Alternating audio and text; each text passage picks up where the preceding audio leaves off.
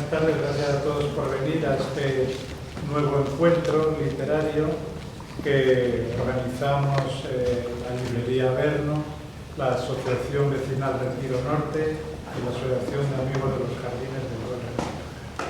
Esta tarde tenemos un gran honor de tener con nosotros a Berna González Harwood, una gran escritora que además es amiga mía y compañera, porque trabajamos juntos en El País.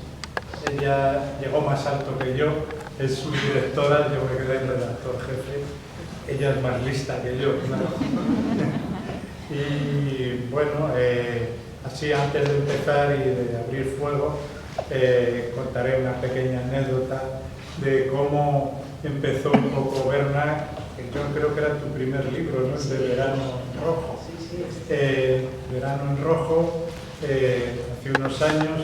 Recuerdo que Berna me venía a ver al puesto mío de la redacción con mucha frecuencia a preguntarme qué pasaba cuando había un secuestro, qué policías actuaban, que si sacaban huellas, en fin, un poco la mecánica de la investigación de un secuestro, ¿no? Y yo digo, pero ¿por qué te interesa tanto esto, no? Porque ya estaba más bien en el área internacional, ¿no? Del periódico.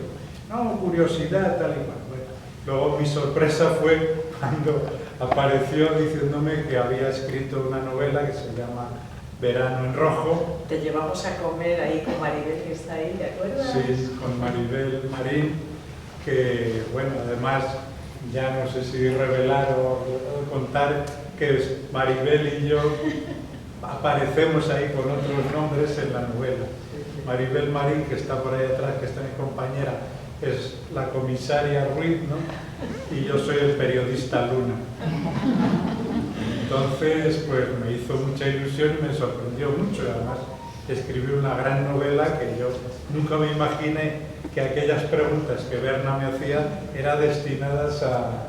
que recuerdo que fuimos también a comer con el jefe de la unidad de secuestros de la policía. Bueno, pero ya sabías para qué. Yo no sabía, porque creí que era mera curiosidad periodística, no sabía, entonces no me enteré hasta que ya me dijiste, mira, aquí hay un libro y tal, y va de esto, y tú eres el periodista Luna y Maribel es la comisaria Ruiz. Bueno, entonces ese es uno de sus primeras novelas. Después, que es una novela, bueno, pues policíaca, de género negro y tal, ¿no? Y luego a ese le siguieron Las lágrimas de Claire Jones, El sueño de la razón, creo, ¿no? El margen de error también, ya se me olvidan. Luego le dieron el premio en 2020, el premio Dashiell Hammett, por la novela negra de Gijón, de la Feria de Novela Negra de Gijón, y luego tiene escrito también Los ciervos llegan sin avisar, El pozo, y yo qué sé, muchísimas más cosas. Porque además sigue escribiendo en El País y haciendo entrevistas y muchas cosas. Bueno, entonces eso es un poco el origen, y hoy básicamente, aunque hablemos de todo lo demás, nos vamos a centrar en su último libro, que es este que tenemos por aquí, que se titula ¿Qué fue de los Lighthouse? Es una especie de saga familiar que ahora nos va a contar brevemente Berna, para ponernos en antecedentes para que quienes nos están escuchando sepan un poquito de qué da y si va un poco en la misma línea de todos los anteriores o no. Bueno, muchísimas gracias, Jesús. Es verdad que me daba tanto respeto tu figura, o sea, si no te lo decía era porque me daba muchísimo respeto que tú, que sabías tanto. Supongo que conocéis a Jesús Duba, es el gran periodista de este país en sucesos, en crímenes, en policía, en ETA, en todo lo que tuviera que ver con interior. Él era, y bueno, y es, solo que está jubilado, pero el sabueso que tú en el periódico ocurría, yo que sé, una explosión y todos, ETA o un escape de gas, y él enseguida, él ya sabía a quién llamar, sabía cómo en 30 segundos ya sabía todo de una noticia y la podía escribir porque tiene fuentes en todas partes. Entonces, claro que me inspiró para mis novelas y me inspiró inspiró ese personaje, el periodista Luna, viejo periodista que está de vuelta de todo y que le quieren echar, como a tantos periodistas veteranos han echado y han querido echar de las grandes redacciones. Bueno, yo eso lo exageré, nadie le quería echar a Lua, pero, o sea, luego lo exageré, pero fue la fuente de tantos datos y sobre todo de personaje, más allá de lo que me ayudaras en tus contactos o conocimientos, como personaje, ¿no? Ese personaje que siempre sabe a quién llamar y que tanta falta hace porque el periodismo hoy ha cambiado muchísimo. El periodismo hoy es muy de redes, hay más lo que llamamos carpintería, que es en la maquinita, pues venga a producir y venga a producir, que estar en los sitios, que es como Lua, entiendo que has aprendido a estar en los sitios, a estar con las fuentes y por tanto a distinguir unas cosas de otras. Es viejo reporterismo de toda la vida. Sí. Y él lo ha sido y lo es, ¿no? Y bien, bueno, pues, ¿qué fue de los Lighthouse? Efectivamente distinta, porque está mi saga de la comisaría Ruiz, que tiene 4, pero esto es completamente distinto. Sí uso las herramientas de la intriga, no del género negro, pero sí de la intriga, para intentar, bueno, pues eso, intrigar al lector, a las lectoras y arrastrarle hasta el final, ¿no? A través de un enigma que se va a plantear muy rápido. Pero, efectivamente, es saga familiar, es un libro que recorre varias décadas y varias generaciones. Bueno, un poco a partir de la vida de mi abuelo. Yo, como dijo mi editora, hasta ahora conocíamos a tu González y me da la impresión, me dijo mi editora al acabar de editar este libro, que ahora estamos conociendo a tu Harwood. Pues efectivamente, yo soy Harwood, madre inglesa, medio inglesa, y si había contado hasta ahora todo basado en España, pues este es mi libro, digamos, medio inglés o inglés. ¿Por qué? Bueno, pues porque mi abuelo era miembro del Servicio Colonial Británico en Tanganica, hoy Tanzania, mi madre de hecho nació allí, y entonces, bueno, pues siempre me llamó la atención en el entierro de mi abuelo, hace muchos años, dos cosas. Una, que mis primos ingleses no lloraban, y los españoles sí, y por eso hay una frase que se repite mucho, que es los Lighthouse no lloran. Y otra, bueno, pues que en este entierro uno de sus hijos hablaba de él como si fuera A y otro de sus hijos hablaba de él como si fuera B, ¿no? Seguramente algunos ya me habéis oído decir esto. Y a partir de ahí me abrió la curiosidad de quién era mi abuelo, ¿no? Y por qué, que eso nos pasa muchas veces a los hermanos, que cada uno tiene una visión distinta de lo que es su padre y su madre, ¿no? La memoria navega libremente en cada uno. Y bueno, por no extenderme mucho, me empecé a hacer preguntas sobre qué hicieron los ingleses en Tanganica, en Tanzania, qué hizo el Imperio Británico, qué hizo mi abuelo, y a partir de ahí se genera una trama en la que vamos a encontrar secretos ocultos, pues de ahí la portada, que como veis es una hermosísima fachada de una preciosa mansión, de una familia bien de Londres, pero cortinas echadas y rodeada de hiedra, que creo que la portada ha sido buenísima, ¿no? Porque es eso, es los secretos que oculta una familia que parece perfecta. Así que si quieres lo dejo. Sí, si te parece, brevemente, para que nos enteremos quien no haya leído el libro, un poco la sinopsis, la trama, que algo se he encontrado, pero digo más detallado, es un señor que se llama Everett Lighthouse, que trabaja en Tanganica, y ¿qué es lo que pasa? Que bueno, sin desvelar el sin misterio. desvelar. Bueno, la novela arranca en su entierro, por eso lo podemos contar, en este cruce de dos hijos, el primogénito y el pequeño, que tienen una visión completamente distinta de su padre, y bueno, ya ahí en el entierro se van a ver a todos los personajes de la trama, los dos hijos, las dos hijas que están en medio, la criada que trajeron de África, etc. Entonces, cuando abren el testamento, sorpresa. Bueno, esto también lo puedo decir, ¿no? O sea, está al principio, no desvelo gran cosa. Sorpresa. Por un lado, deja varias cosas erráticas entre los hijos, que ya sabéis vosotros que las herencias siempre causan enfrentamientos entre los hijos, pero no tanto por o no solo por lo económico, sino a veces una cosa que se ha quedado una y la quería la otra o el otro, o sea, por las cosas pequeñas, simbólicas. Y aquí va a haber varias cosas que desencadenan pues rareza entre ellos, que es pues una talla de la Virgen que ha quedado para el hijo mayor, que es ateo, unas máscaras africanas que han quedado para el hijo pequeño que odia todo lo africano, en fin, varias cosas cruzadas que les descolocan, ¿no? Y sobre todo su colección de diarios, de cuadernos escritos a lo largo de toda su vida. Tachan se los deja a la criada, a Asha, que trajeron de allí cuando era muy jovencita, 17, 18 años.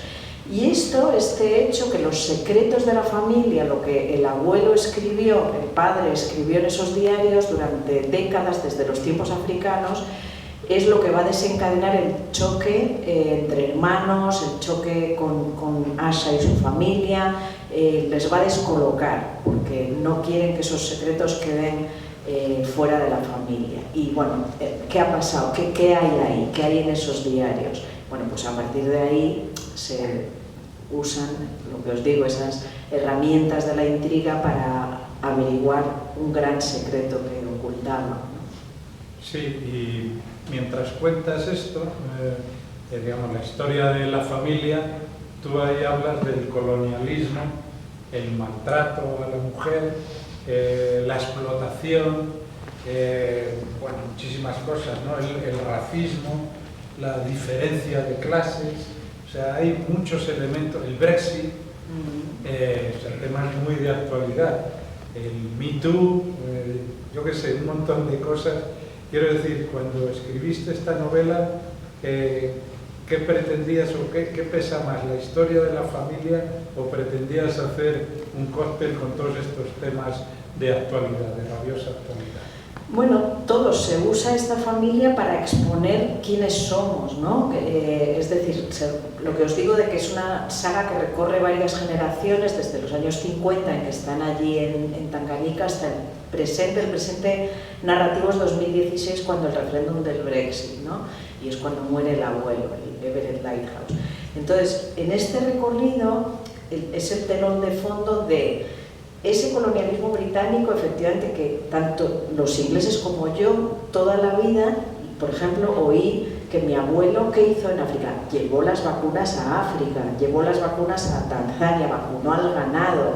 Es decir, la imagen y la épica que yo recibí y que los niños ingleses han recibido es un imperio decente que extendía la civilización, que extendía el Dios verdadero, las infraestructuras, el desarrollo, las vacunas. Yo me hago la pregunta ya adulta de qué hicieron realmente, y me voy a investigar a los archivos nacionales de Londres, a Kew Gardens, y empiezo a preguntar qué hicieron los veterinarios allí. Lo que te encuentras pues es muchísimo más feo que llevar las vacunas, ¿no?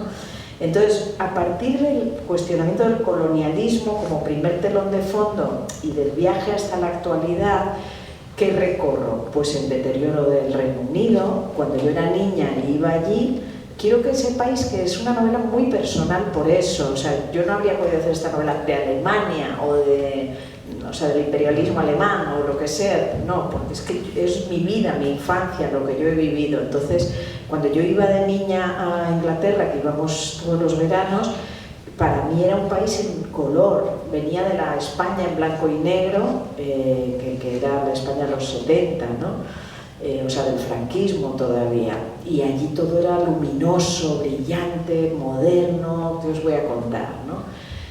Sin embargo, con los años y las décadas, España, que la criticamos cada día, todos en la radio, en la tele, en los periódicos, todos los problemas que tenemos, pero hay que reconocer que España ha dado un salto de gigante y que hoy la sanidad pública, los transportes, las infraestructuras están muchísimo mejor que allí, y que aquel país, o sea, Reino Unido, es el que ha decaído, ¿no? Entonces, bueno, yo intento hacer todos estos cruces de espejos inversos de ese cuestionamiento del imperialismo, el deterioro de los servicios públicos británicos, de fondo el Me Too y el Black Lives Matter, porque efectivamente el hermano pequeño, o sea, estos dos hermanos se van a diferenciar porque uno es progre y otro es pro-Brexit, pro-imperialismo británico, le gustan las tradiciones, el clasismo, el racismo, que yo he mamado también, o sea, yo he visto en mi familia, en parte de mi familia.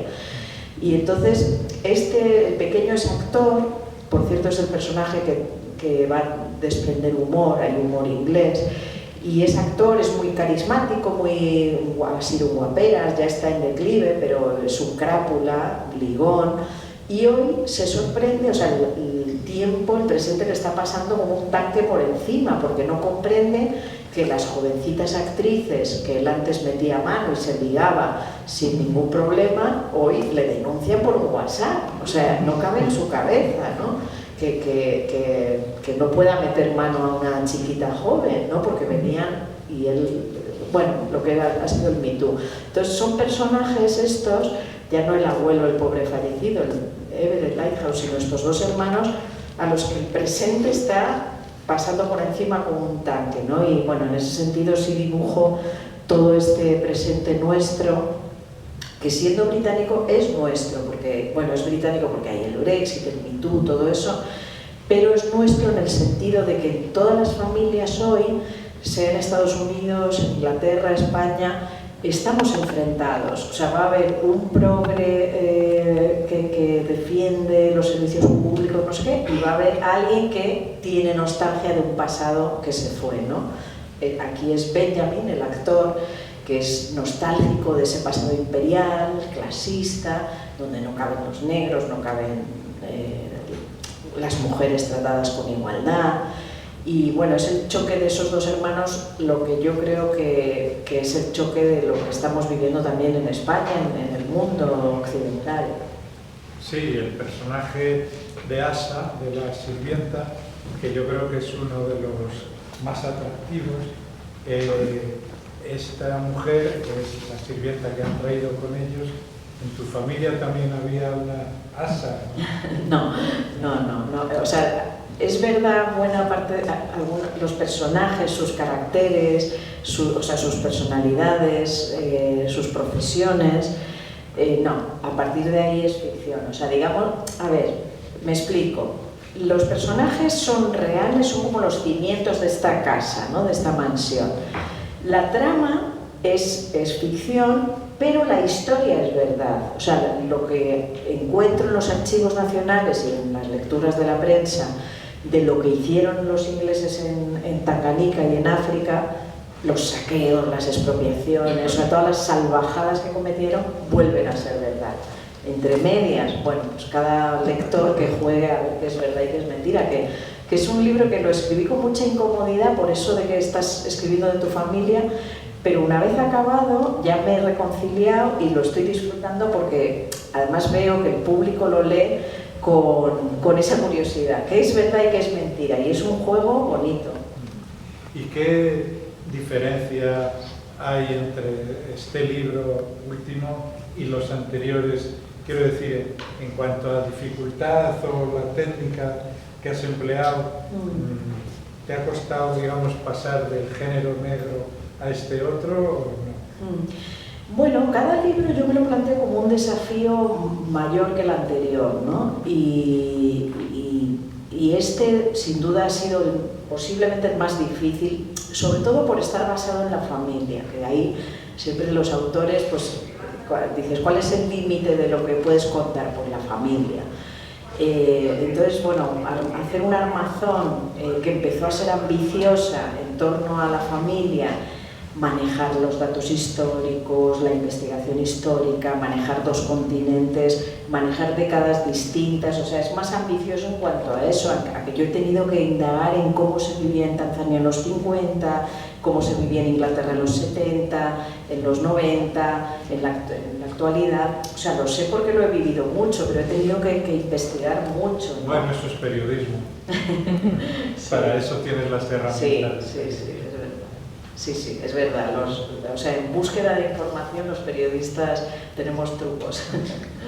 ¿Y esta novela puede ser el arranque de una serie sobre los Lighthouse? No creo, no. Yo creo que ya ahí está ya todo dicho, sí. Luego habrá más novelas, espero, pero sí. Pero fijaos que quedé tan cansada y tan exhausta. Esto salió en junio, y todas las entrevistas en general que me han hecho, sentía todo el tiempo que ya no podía escribir más. O sea, y ahora por fin empiezo a tener chispitas de alguna futura novela. Antes, tomando un café, te he contado, de momento chispitas, ahora tengo que investigar. O sea, las novelas siempre nacen como chispas, un poco que se iluminan, lo que os digo, el entierro de mi abuelo. El entierro de mi abuelo real fue en el 2000 y estamos en 2025. Yo en la novela lo sitúo en 2016, pero el real fue en 2000. Y ya no su entierro, la vida nuestra familiar, de los Harbour, no de los Lighthouse, pues ha durado 60 años que tengo, ¿no? Entonces, las chispas se extienden muy lejos en el tiempo. Y una novela parte de esas chispas que se van iluminando hasta que algo las une, luego viene la investigación, luego la escritura. Bueno, tú también lo sabes que eres autor de buenos libros. ¿Y esas chispitas que ahora tienes en la cabeza, de qué van? Ya he logrado tenerlas, pero hablar de ellas, no, porque además ya había hablado públicamente de algunas otras chispas y no han resultado. Entonces, no, voy a esperar, sí. Bueno, como no queremos hacer de esto un diálogo monólogo, invito a los asistentes, si quieren hacer alguna pregunta, pueden hacer alguna pregunta. Muerto, o sea, obviamente mis abuelos, algunos tíos han muerto, los otros tíos ingleses que me han ayudado, pero no las he leído, por fortuna, no, hasta que no esté en inglés, que no sé si habrá plan, pues no. Y los españoles sí les está gustando, o sea, sobre todo mi padre, que es quien más me preocupaba, porque claro, mi padre ha vivido muchas de estas cosas. En el libro hay entre los dos hermanos, dos hermanas gemelas, que una se va a Francia y otra a España. Y obviamente pues esa es, o sea, Jane, que es la que se va a España. Precisamente mi editora me pidió más, de dijo, Jane es un gran personaje, ¿por qué no hay más? Porque sale poquito. Pero digo, es que justamente como es mi madre, pues sale lo justo, ¿no? O sea, porque ahí he querido ser muy respetuosa. Pero bueno, lo importante es que a mi padre, que tiene 91 años y sigue leyendo, que es un campeón, le encanta, ahora ya lo ha acabado esta semana. Y mis hermanos y tal, pues sí, también les está gustando, sí. Bueno, yo creo que se trata de que sepan que es una ficción, ¿no? O sea, que ahí esa base real, pero luego hay que disfrutarla como una ficción. Y bueno, esto es ficción, pero te has basado mucho en tu autobiografía, no así en los anteriores libros. ¿Crees que esto ha sido una cosa puntual o que tu autobiografía va a servir para más novelas? A ver, todo lo que escribimos siempre... Yo no escribo ficción, por eso no sé si lo que escribís ficción utilizáis vuestra propia vida o profesional o personal para de ahí sacar material para las novelas o no. ¿Hasta qué punto? Sí, o sea, lo que escribimos siempre viene de la huerta privada, ¿no? De lo que ha vivido uno, de los territorios que pisa uno. Digo, o sea, a ver, hay autores de todo tipo y hay autores de fantasía y de ciencia ficción que escriben de mundos que no existen, pero digamos la literatura, la narrativa clásica o convencional o como quieras, la negra, en lo social. Yo sí creo mucho en la capacidad de la literatura para retratar nuestro mundo, y yo tengo que retratar mi mundo. O sea, los que leáis, yo que sé, a Camilleri, él retrata Sicilia, Vázquez Montalbán retrataba Barcelona, y así Marcaris retrata Grecia, y a mí me encanta porque así los libros se convierten en una especie de mapamundi maravilloso. O sea, a mí me encanta leer. Cuando voy a viajar a algún sitio, así descubrí a Camilleri. Por ejemplo, iba a ir a Sicilia, ¿qué hay que leer? Me dijo Guillermo Altares, Camilleri, por supuesto. o a veces sin ir a los sitios. En Grecia no he estado realmente mucho, pero me he leído Markaris. Entonces, leer es una forma de viajar. Y viajar, si lo haces con los libros correspondientes, amplías tu conocimiento, más que si lees un periódico local o lo que sea, ¿no? Entonces, yo intento retratar mi mundo, nuestro mundo.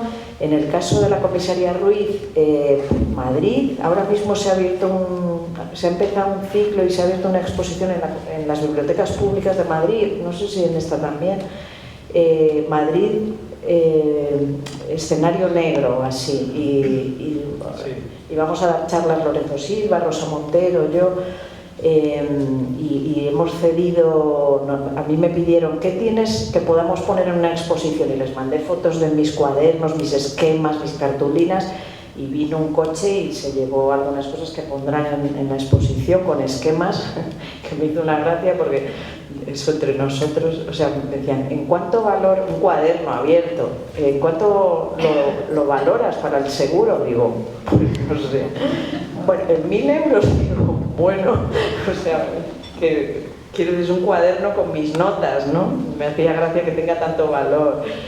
Pero bueno, lo que quiero decir es que sí, a tu pregunta, retrato mi mundo, retrato mi mundo inglés, efectivamente, y cada novela yo creo que sí, yo no podría escribir sobre Marte, ni sobre Japón, ni sobre Alemania, sino del mundo que conozco, ¿no? Que es Madrid, Santander, bueno, España en general, mi momento, prácticamente todas las novelas de la comisaría Ruiz han partido de noticias que publicábamos en el periódico, en El País, y que yo no sabía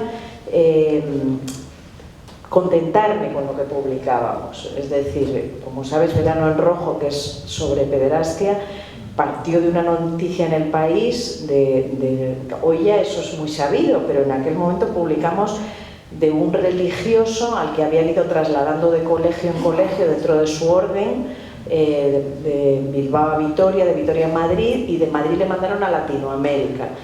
Y a mí me pareció, y allí le pillaron con archivos pedófilos, y cuando fueron a su celda de religioso a registrar, se encontraron cientos de fotos de niños españoles que había hecho él, de niños desnudos, en sus etapas de profesor de gimnasia de estos colegios españoles.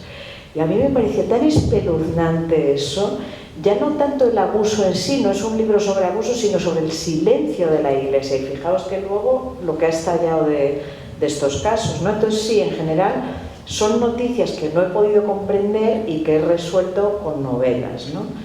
Y en la próxima, bueno, pues sí, ya eso, hay chispitas, pero bueno, ya igual volvemos aquí en un par de años o 3 y luego vemos hablar.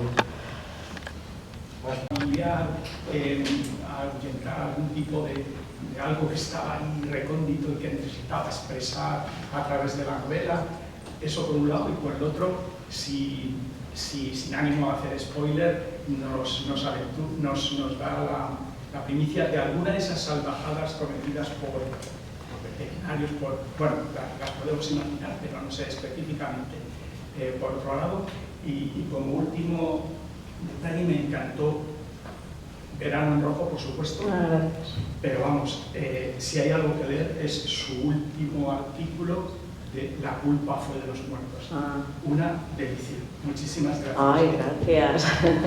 Muchísimas gracias. La culpa fue de los muertos es el sábado pasado, sí, sobre Mazón, su vicepresidente, que declaró que buena parte de culpa era de las víctimas de la Dana que no se habían autoprotegido. Hombre, que eso de bajar al garaje a por el coche, o sea... Luego recortados muchos como tesoros y este no es la excepción. Ay, muchas gracias, me hace mucha ilusión.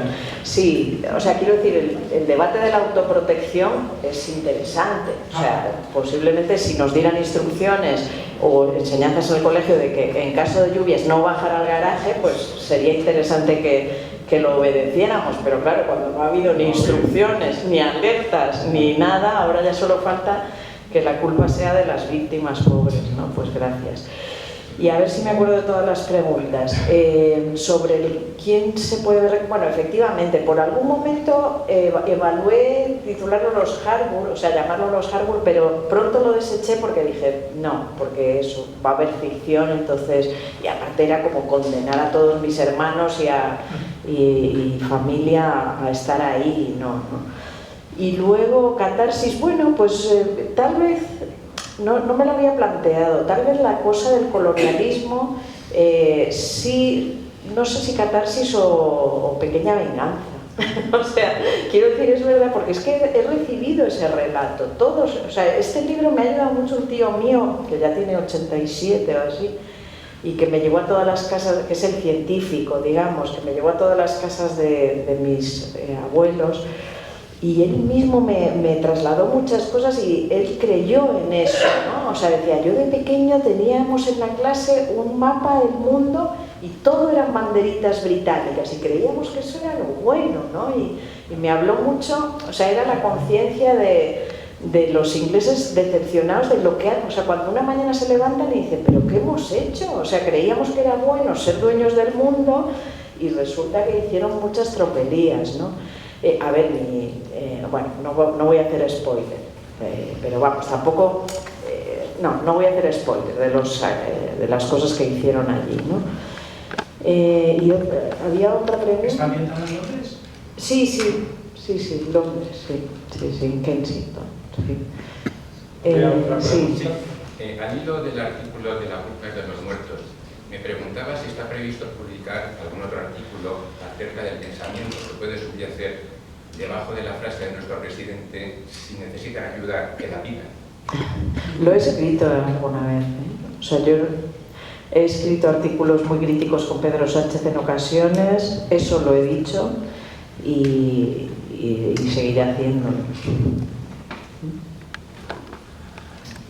Sí, los comentarios y las preguntas que le han hecho sobre el libro y su familia y lo que ha respondido de que su madre estaba ahí, pero le dijo al editor que podía ser un personaje y demás, y que no se ha traducido y parece ser que no se va a hacer al inglés.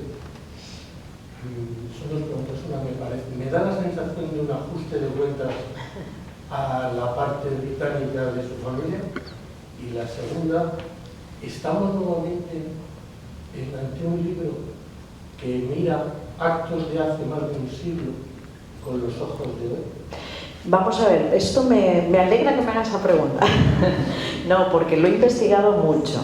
Y en el siglo XVI y XVII y XVIII hubo muchísimas iniciativas en la Cámara de los Comunes británica en contra de lo que estaban haciendo los ingleses en la India, por ejemplo, donde tenían permiso la Compañía de las Indias, o sea, las colonias británicas en una primera época las dirigían empresas, ni siquiera ejércitos, sino las empresas tenían sus policías, sus recaudadores de impuestos. Entonces la Compañía de las Indias, del té y de otras cosas que había, tenía potestad desde el gobierno británico de violar a las mujeres de los hombres que no pagaran impuestos. O sea, los productores de té que no entregaran lo que tenían que entregar, de latigar, de matar. Podían hacer lo que quisieran, había castigos estipulados con todo escrúpulo. Y había mucha gente que lo denunciaba y había debates en los comunes, que me he leído los debates sobre ello, lo autorizaban. Como la esclavitud. La esclavitud también generó muchísimas protestas hasta que se prohibió.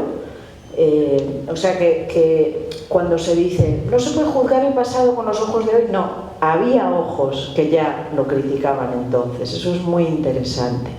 Obviamente la mirada social va cambiando, ¿no? Y se va haciendo más sensible, pero había ya críticas porque fueron unos salvajes. Lo que pasa es que siempre lo hacían mientras tomaban el té con el pañuelito aquí metido y todo educación, ¿no? O sea que es lo que reflejo ahí. Ajuste de cuentas. A ver, eso mi madre, que también vive, aunque no lo ha leído porque ya no lee, pero cuando me oye hablar dice, estás criticando mucho a los ingleses, que es ella, ¿no? Y digo, mamá, en todos mis libros anteriores he criticado a los españoles, o sea que mis novelas anteriores, mis novelas son de crítica social, entonces no son unos violines hablando de España, y esto no son los violines hablando de Inglaterra. Los autores tenemos que ser disruptivos, sacar vergüenzas a la luz, no como el periodismo, ¿no? O al menos yo me lo tomo así. Sí. No sé si he respondido. A medias, la última vez. ¿Cuál era la última? No, esa la de si era Ajuste de cuentas. Bueno, no. Porque el resto no tratan de su familia y este sí trata. Ya.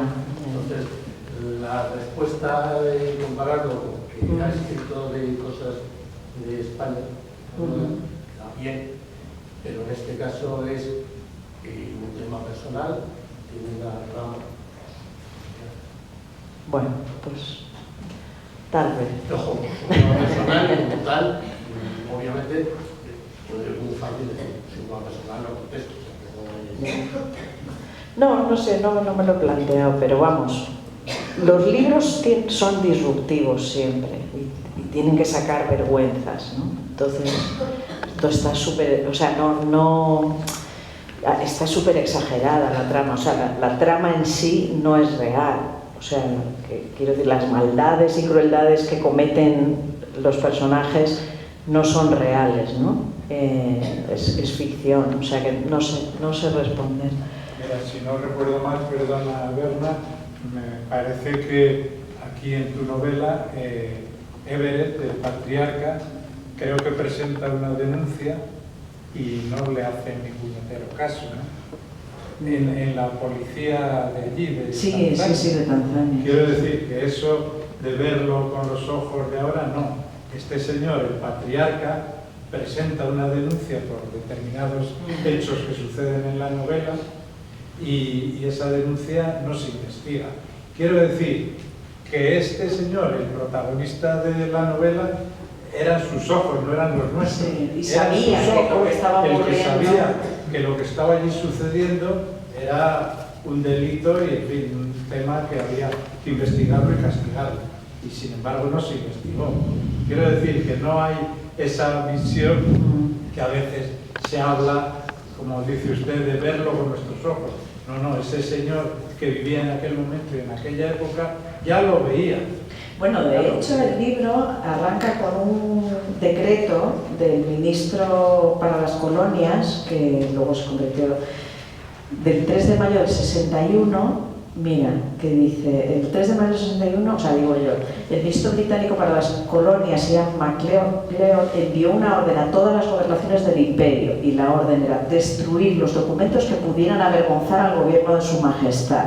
El objetivo era no dejar nada atrás, nada que pudiera ser utilizado en su contra. Es decir, eso se llama Operación Legacy, que está dentro de aquí, que es real, que es que cuando tuvieron que irse de las colonias, desde Birmania, India, Tanzania, Caribe, etc., si no lograban traer los documentos comprometedores a Londres, tenían que destruirlos. Y hubo pillas de fuego que se vieron a kilómetros de distancia. O sea que el gobierno sabía que esas cosas había que destruirlas.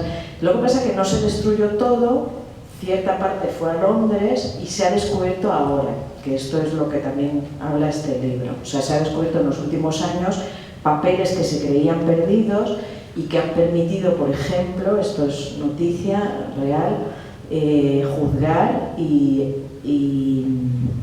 dar la razón a familiares de keniatas cuyos familiares habían sido torturados y asesinados, los rebeldes Mau Mau, a los que podían cortar miembros, violar, etc. Y eso se ha descubierto hace 5 o 8 años, ¿no?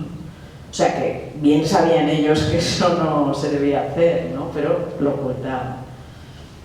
Bueno, eso de quemar papeles a mí me recuerda mucho aquí en España, ¿eh? Ha sido una técnica de destrucción muy reciente, ¿eh? No estamos hablando del franquismo. Yo he conocido aquí quemas y destrucciones masivas. ¿Pero en democracia? Sí, en plena democracia. En ministerios, en ayuntamientos, en muchos sitios que han cambiado de signo de gobierno, el que se iba ha destruido mucho para el que viniera no descubriera muchas de las cosas que se habían hecho. En el incendio de la Torre Hudson pasó eso. Ah, bueno, sí, sí. Vamos, yo fui a un... Una cuestión técnica. ¿Cuánto tiempo te llevó a escribir el libro? ¿Lo has revisado varias veces o ha sido así de directo? Pues este libro me ha costado 4 años de escritura, parar, seguir, avanzar, investigar. O sea, no son 4 años escribiendo, pero es el que más he tardado, aunque, como digo, los chispas y tal están desde hace mucho, ¿no? Pero sí, 4 años. Alfajema. La fabricación de los iPhones. Bueno, no sé, yo creo que lo he explicado, ¿no? O me estoy dejando algo que tú sabes. A ver, cuéntame. Yo creo que Alfajema ¿Sabe algo que...? El tema del faro. Ah, sí, bueno, efectivamente Harbour, que significa puerto, como sabéis, se convierten aquí en los lighthouse, ¿no? Si te refieres al nombre, que eso, dando vueltas al nombre, yo quería algo vinculado al mar, al puerto, y surgió esta idea de lighthouse, que siempre me acompaña un faro, que además regalo a quien quiera. O sea, en general en las firmas regalo estos faros si tengo. Entonces, ¿por qué el faro? Porque el faro es lo que nos da luz, pero a la vez se esconde la luz, ¿no? Entonces nos ilumina, pero también nos oscurece. Y me parecía muy metafórico de lo que le pasa a esta familia y de lo que yo quería contar. Se convierte en un símbolo, de hecho para ellos es un apellido digno de orgullo, ¿no? Y somos los lighthouse, la luz en la oscuridad, ¿no? Y los faros, como todos sabemos, son la luz en la oscuridad para los barcos que se acercan a la costa, ¿no? Pero, como digo, también dan la vuelta y se apagan, ¿no? Y en esta familia hay luz, pero hay oscuridad. Y por eso me parecía la metáfora perfecta y que mantenía también el vínculo con el mar y el vínculo con el puerto, que es Harbour, ¿no? ¿Te referías a eso? Muy bien. Gracias. Guillermo, yo creo que quiere preguntar algo. ¿Alguna pregunta más? Bueno, pues te iba a preguntar yo. Sí, te iba yo a preguntar, ¿esto significa, este libro, que abandonas el género negro?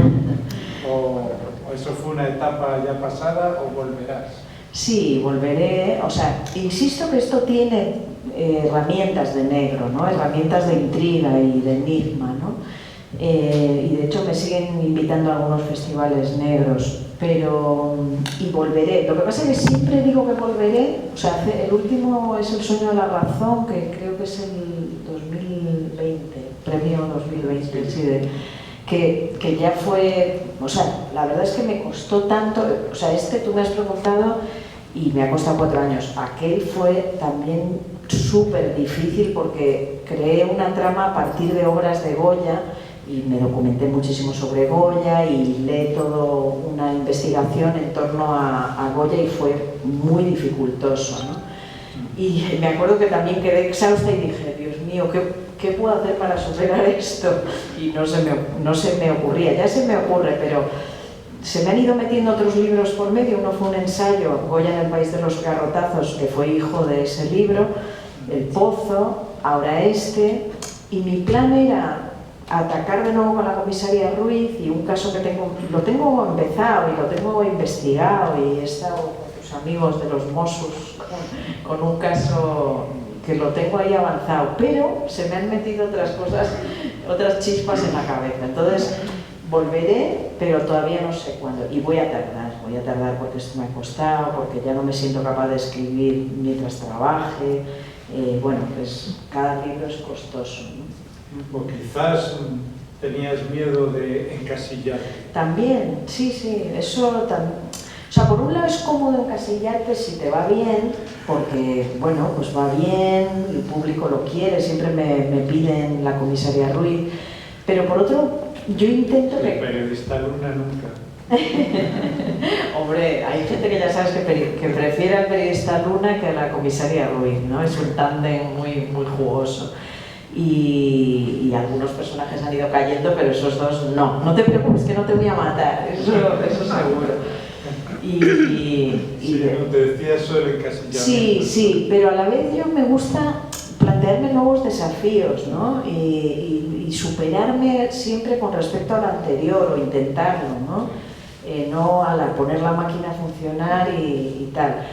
Y por ejemplo a Jorge Reverte, ¿os acordáis de Jorge Reverte? Yo le tenía mucho cariño y tenía su personaje, creo que era Méndez, y le costó como 10 años volver a él, y cuando volvió el pobre hizo una novela y dijo, voy a hacer una al año, y luego murió, o sea, no, digo, lo estoy recordando como homenaje, ¿no? O Arturo Pérez Reverte, que ha vuelto a la triste ahora después de 14 años, o sea, los personajes fijos les quieres, pero son un poco como la familia, hay que alejarse de ellos también para crecer, ¿no? O sea, ¿me entendéis? O sea, para mí es mi familia, la comisaria Ruiz, Luna, que eres tú, todos esos personajes están vivos, han salido, bueno, por eso aquí la portada es con Coronado y Marta Nieto, o sea, ha salido la primera, se está haciendo el guión y para rodar ya la segunda, o sea, va a ser una serie, están vivos y eso me encanta. Pero es eso, es como la familia, parece que cuando ya llegas a adolescente y a joven tienes que volar fuera de casa y probar otras cosas, y la familia siempre va a estar ahí, y para mí eso es la comisaria Ruiz, es mi familia, y Luna, siempre van a estar ahí, pero de vez en cuando se van cruzando nuevos desafíos y se imponen a lo demás, ¿no? A mí me extrañó novelitas del oeste. Te quería preguntar yo, Berna, lo que has hecho, novela negra, y ahora esto que no es novela negra, ¿tú crees que la novela negra es inferior a la no novela negra? O, digo, porque hay gente que cree que es un género B, digamos, a ver, clase B.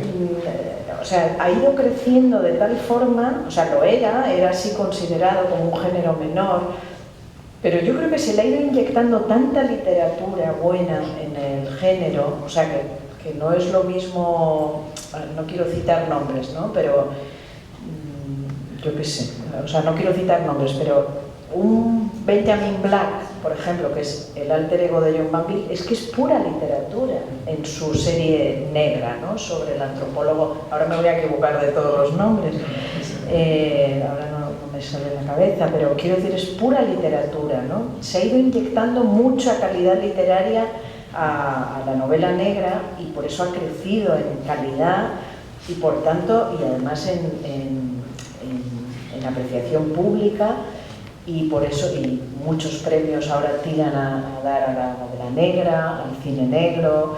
Entonces, bueno, ha ido asentándose con una categoría muy superior a la que tenía, ¿no?